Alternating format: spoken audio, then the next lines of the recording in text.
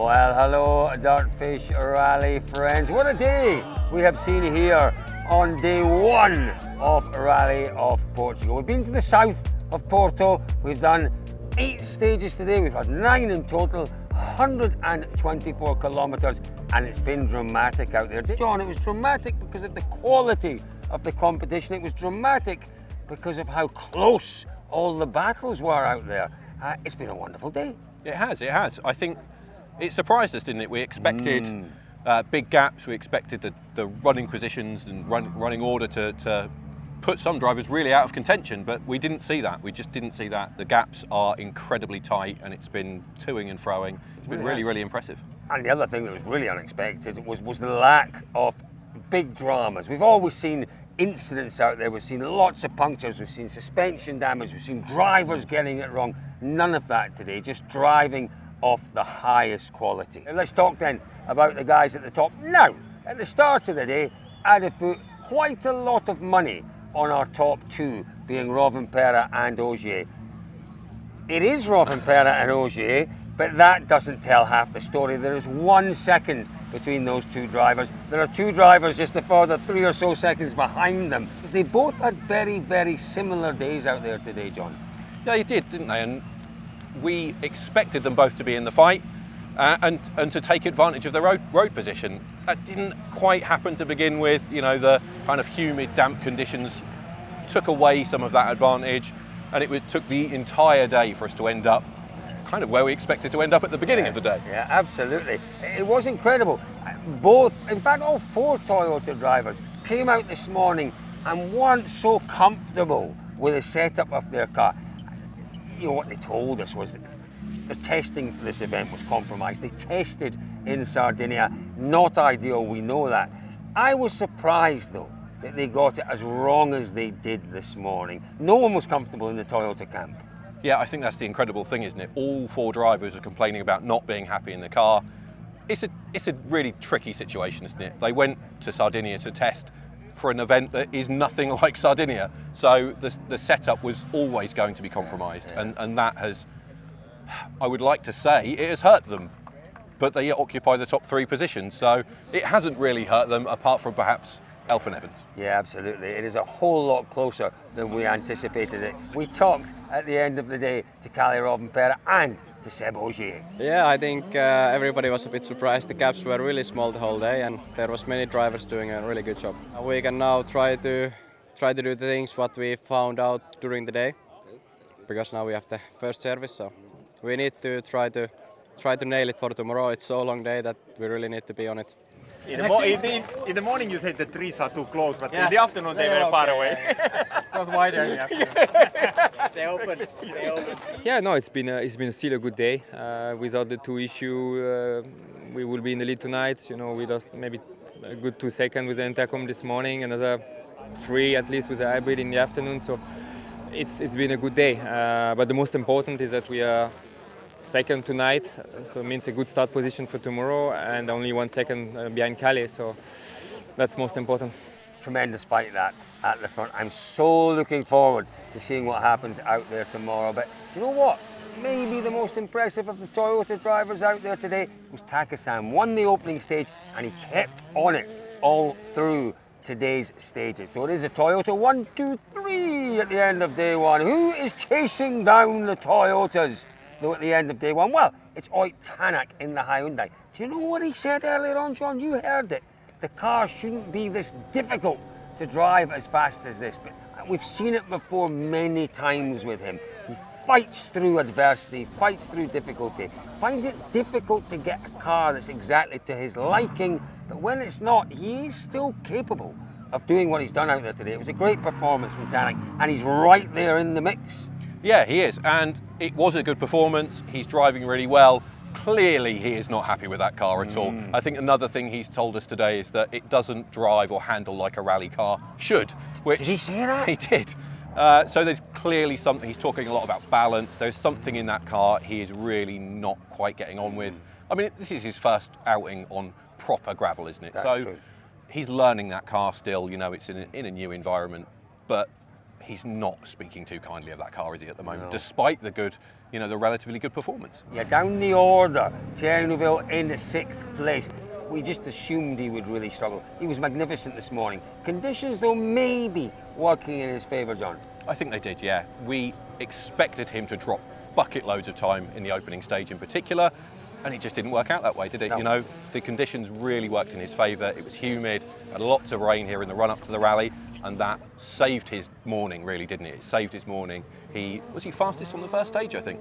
Or thereabouts. No, there or thereabouts. He was second fastest, Yeah, I think which, he was, yeah. For a car opening the road on this event is mad. Perfect. Yeah. Perfect start for him. A real surprise for us.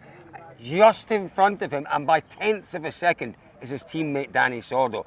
It could make all the difference tomorrow, that even just one road position in terms of his chance of maybe getting back up into the top 3. Your road position really does play a huge part in your ability to push and to find confidence in the car. That one position between Thierry Neuville and his teammate Danny Sordo, just 0.2 of a second was the difference at the end of the day. Neuville could potentially have been in 5th. He is in 6th at the end of the day, just that fraction of a second behind his teammate. I mean, we know how Hyundai work. Even if they don't change on the road, if you can't get past him on the road, Hyundai have no qualms about changing things around if they need to. So Is it Adrian Formeau and I guess Greg Munster? Positive days in particular for Formeau, but Munster will take away a lot from today as well. yeah, I think he has to. He's had a solid day, I think you could say. It's been okay. He's got so little experience on this event. So, and he admitted it to us. This is just about learning, isn't it? Get through, take it steady, make sure he completes the mileage and learn, because it would be silly to just try and throw it all away to try and get fastest times here. Let's talk about Elvin's form out there today first, John. He really struggled. He did, I think where Neuville surprised us and took advantage of his, the conditions and was much better than he would have expected to be. For Evans, it was the opposite, wasn't it? The pace just was not there. He despite his position and the better conditions, he just could not take advantage of it. He was shipping time throughout the day. Now, it was a difficult day for Elvin. It could have been a completely disastrous day for Elvin. Something we've seen happening rarely in the past, but it has happened before. Scotty Martin, there was confusion at the end of stage 6. Scott got out the car. There was discussions with the time control marshals. There was all sorts going on. As Scott got out the car, he got out holding his pace notebook. He then put it down to sort things out with time cards and all sorts of things, and left the pace notebook at the end of stage 6. Normally, that would be a total disaster, but it wasn't. It could have been Remarkable. such a nightmare, and it can happen. As Aaron Johnston told us, they're only human. And in that moment, there was some confusion. Neuville, Martin Vidaga had already been out of the car. They had an issue. Elfyn and Scott had to stop behind them. But he was prepared for it. Scott Martin had all his pace notes on his telephone. Remarkable, quite remarkable. This is what Scott told us about that incident. Through the years, I've picked up points and saw things that happen and thought, oh, this might happen one day, this might happen another day. And yeah, for many years, I would obviously scan the notes and have them in digital format. Not solely for that eventuality. If it did ever happen, there's other reasons, but this guy is a legend. He's a legend. We don't need pace notebooks anymore, just the phone. Just talk us through the process. What are you looking at on your screen? Is it a page of notes, and how are you changing? How are you scrolling through? yeah, it's so I scan them with my phone, and then you can save it into different applications or different files. So yeah, then I just had to the first stage where we got the puncture. I used it. I only discovered, like, I don't know, 5-6 minutes before. Like, I look in my bag and like, where are they? So I had very little time to, because the first time you're looking around the floor and, you know, were they on Elvin's seat? Is he sat on them? And, you know, the simple things. I wasn't sitting on it. So I just had to get them where they were, like, to have them. And then I realized that it wasn't probably the best way to do it. And then I had another way, like another app and another file and then it made it really quite okay, like quite straightforward. I think Elvin was pleasantly surprised how well it went and how easy it was to manage. So, What was his initial reaction when you told him the book's not here?